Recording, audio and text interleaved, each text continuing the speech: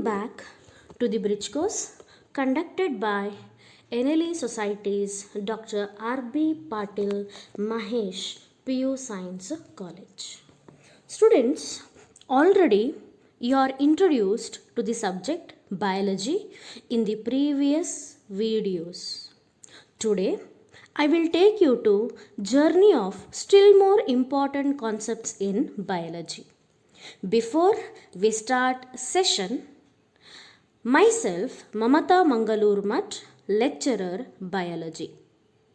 Students, when we see our surroundings, that is the environment, easily we can notice two types of things. The first one is called alive, whereas the second one is called not alive. Alive can also be called as biotic. Not alive can also be called as a abiotic.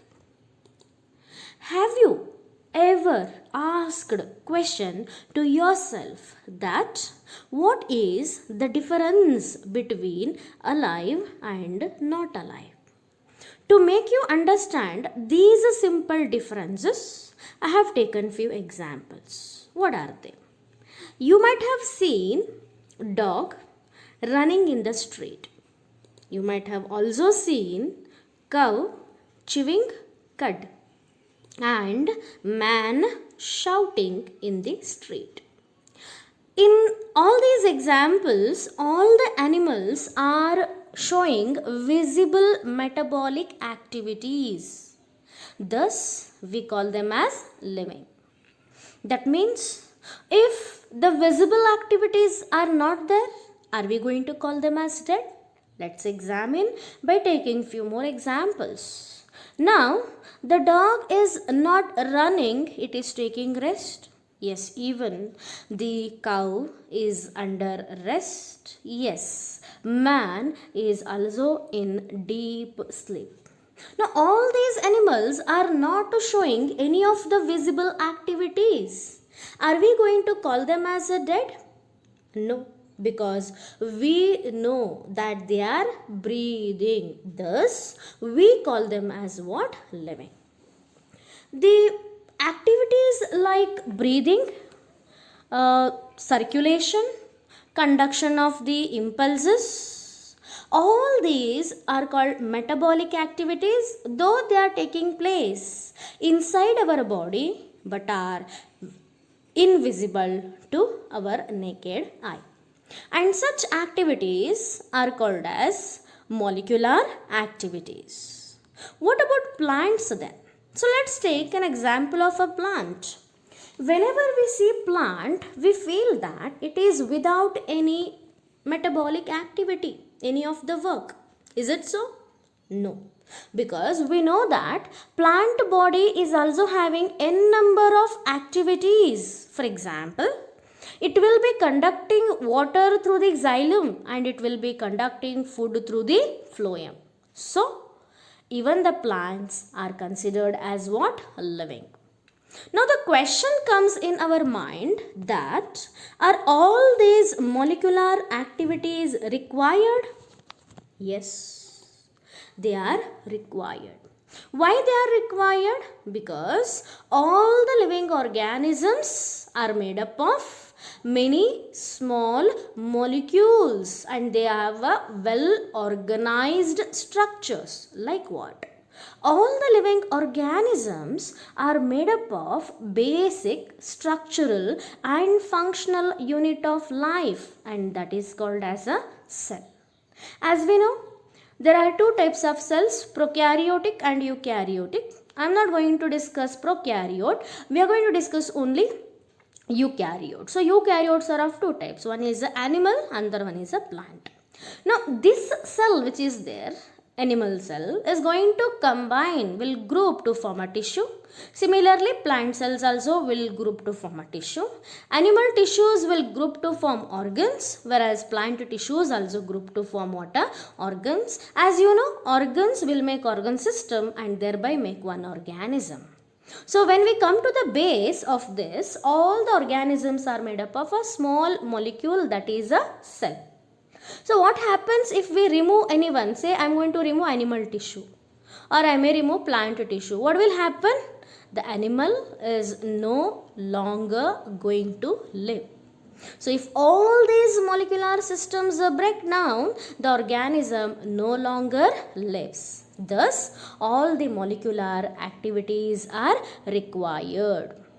With this brief introduction, I think so, we can list differences between living and non-living things. What are they? Living organisms are made up of cell. What is cell? Basic, structural and functional unit of life. Whereas non-living things are not made up of cells. Living organisms, they require air, food and water to complete their metabolic activities. Whereas non-living things are without metabolic activities, thus they does not require air, food and water. The third difference is living organisms grow and reproduce. What is growth then? It should be irreversible, permanent increase in the height and girth of an organism. And that is seen in the living organism, and also they can give birth to young one of their own type. What about non-living? They never grow, and at least the reproduction is absent. Living organisms, they breathe, they take in oxygen and give out carbon dioxide. This holds good for animals. What about plants? They take in carbon dioxide and give out oxygen. So they breathe, they respire. What about non-living things? They do not breathe or respire. Living organisms can move from one place to another on their own. Now I know that you will say, what about plants? Lower plants like algae can move from one place to another with the help of the flagella. Yes, from bryophytes onwards, there will be production of root system. So plants will be attached to the soil. They get anchored into the soil, isn't it? But we can see the movement of the leaf. They flutter in the air, isn't it? So that also is called movement. So all the living organisms can move on their own. What about non-living things? They cannot move on their own. Then the last difference, living organisms live for a short duration of a time. They take birth, they grow, they mature, they give birth to young one, and they become aged, and then they die.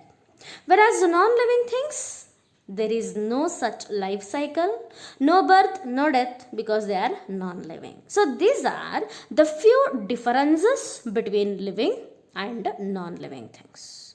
With this much of introduction, I think so we can start the most important concepts that is required to understand first PUC biology. To be called as living or alive, what is required actually? To be called as living or alive, all life supporting processes must be maintained. What are these life supporting processes are? The processes like breathing, conduction of the that is water in plant, and conduction of the blood in animals, all the physiological activities. Correct? So all life supporting processes are called as life processes. So today we are going to study few life processes, okay, and if we study all these life processes, then that forms a separate branch of biology which is called physiology. So what is physiology? Is a branch of biology which deals with the study of life supporting processes. Now today we are going to study life supporting processes not in animals but in plants. So if we are going to study the physiological processes in plants, okay, then that forms a branch called as plant physiology. So let's define this. What is plant physiology? It is a branch of botany. So as you know, biology is classified into two main branches, botany and zoology, correct? So it is a branch. Which one is a branch? Plant physiology is a branch of botany which deals with the study of functions and processes occurring in plants. Physiological processes will make the plant to grow. It will help the plant to survive and also help the plant to reproduce. If you take up biology in PUC, then you will be introduced to the topic called as plant physiology, which is an important chapter. Now in the plant physiology of first year, there are 5 chapters present, and they are transport system in plants, mineral nutrition in plants, photosynthesis in higher plants, respiration in plants, and plant growth and growth regulators. Now today in this session I am going to give basic information which will help you in future to understand these 5 chapters. So let's begin our session. Now plants, from the time of seed germination till their death, will be absorbing or will be dependent upon around 18 different types of minerals and nutrients. Amongst these 18, 2 nutrients like carbon dioxide and oxygen will be absorbed by the plant through the minute structures called as stomata, and also in some plants minute structures called as lenticels.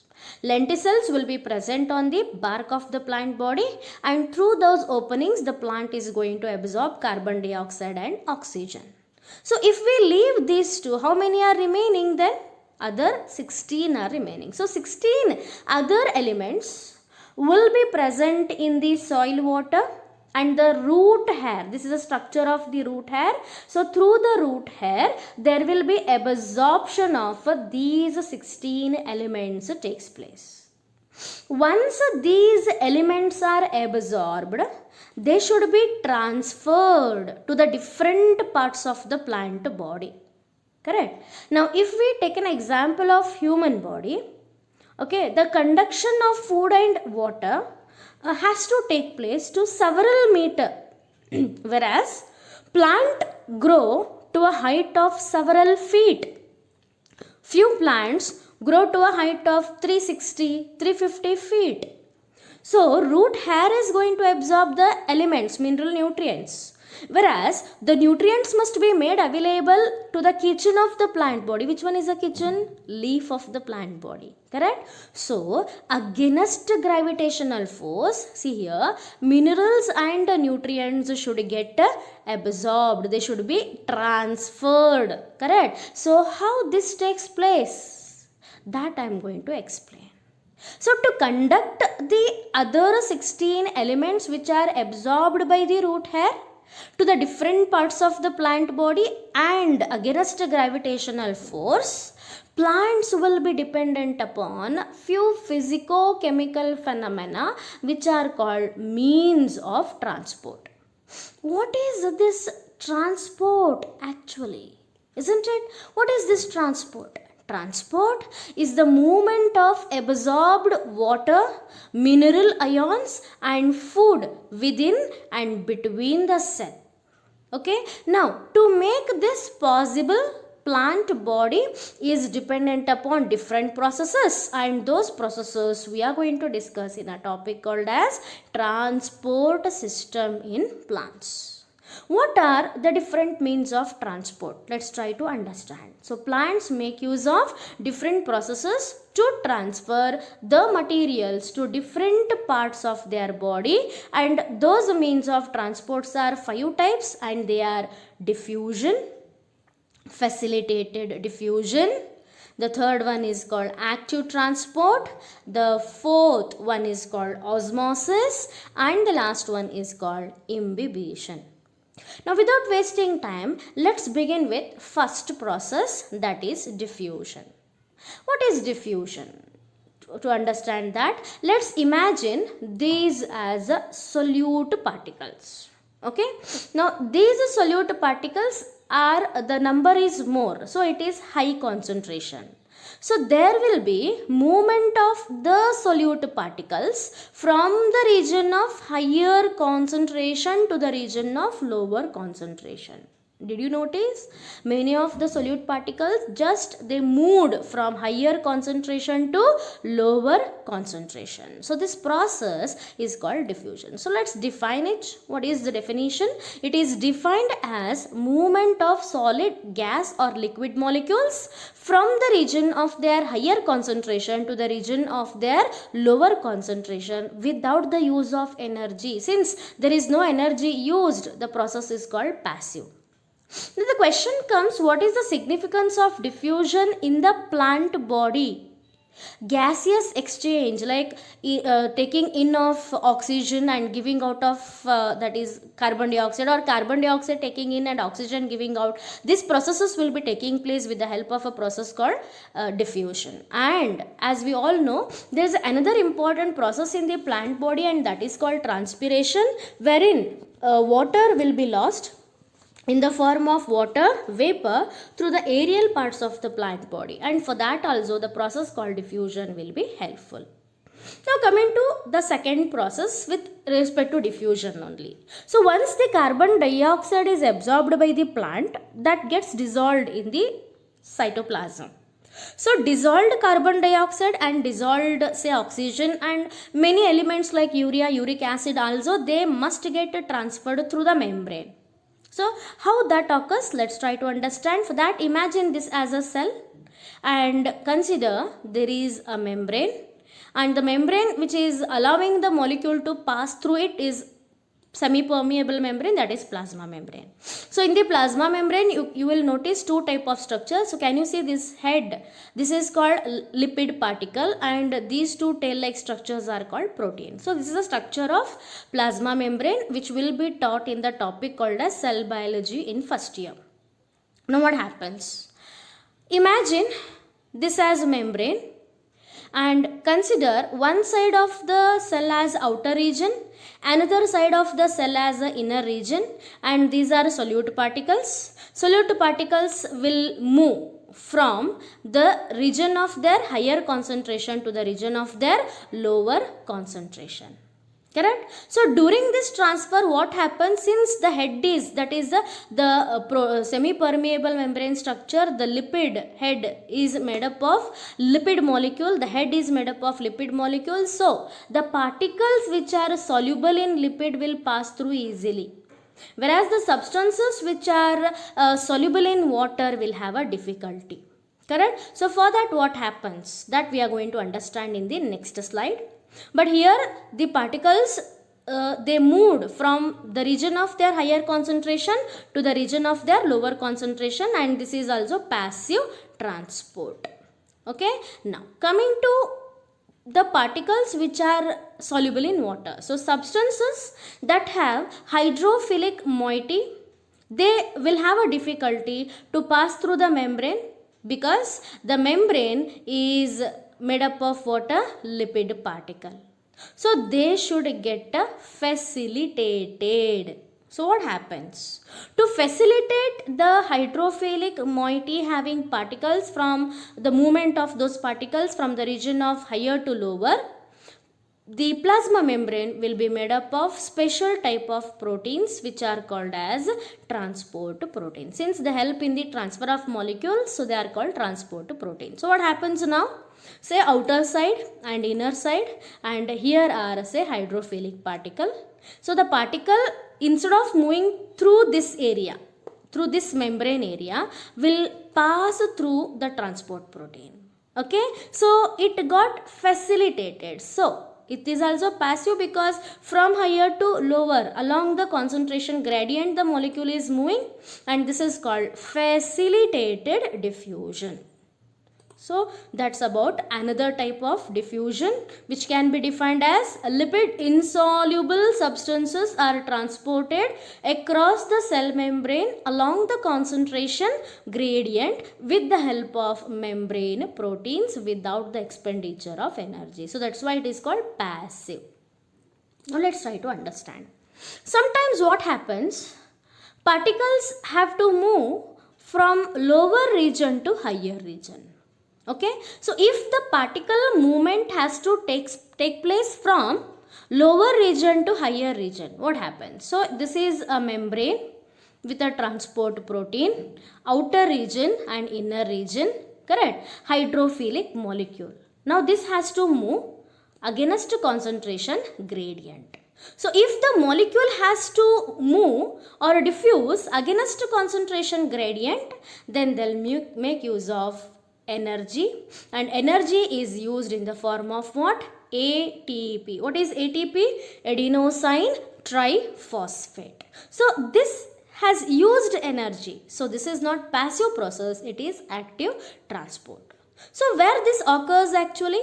You can imagine a big banyan tree.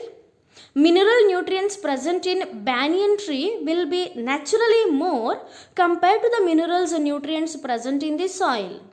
So the mineral nutrient present in the soil yet will be absorbed, isn't it? So those minerals and nutrients absorption by the root hair will be taking place with the help of a process called active transport.